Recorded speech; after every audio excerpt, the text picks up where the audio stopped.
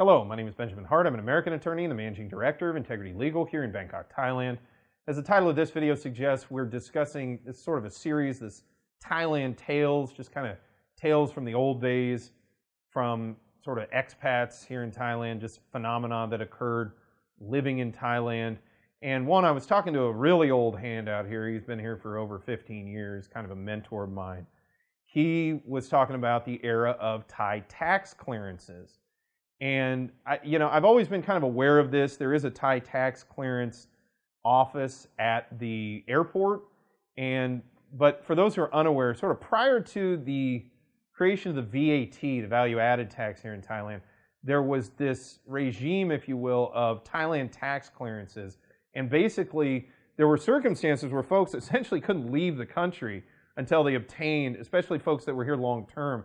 This tended to happen for folks that had PR. There were a lot more permanent residents back in those days, or folks that were here in non-immigrant visas, that it was clear they'd been here for a prolonged period of time and were possibly working.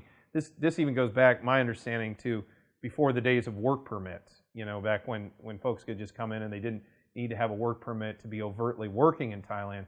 And these folks could get into some real issues with respect to the tax clearance because it was clear they'd spent a lot of time in Thailand, and then they needed to get this clearance certificate in order to leave.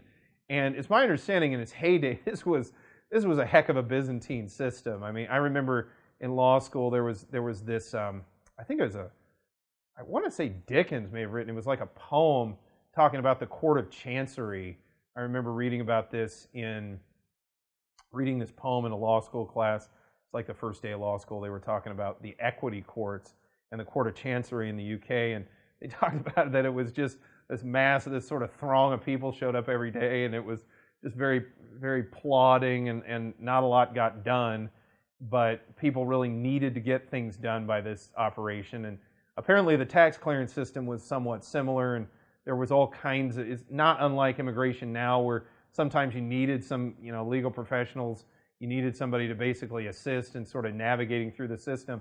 And it's kind of funny looking back on it, because they came up with a kind of an elegant way to just deal with it, which was they came up with the V.A.T. But you can still actually see at the airport there is an office for tax clearances, and it's just not routinely sought anymore. It's not something that's required, but there was a time where, yeah, these tax clearances could be a real issue for those wanting to come in and out of Thailand.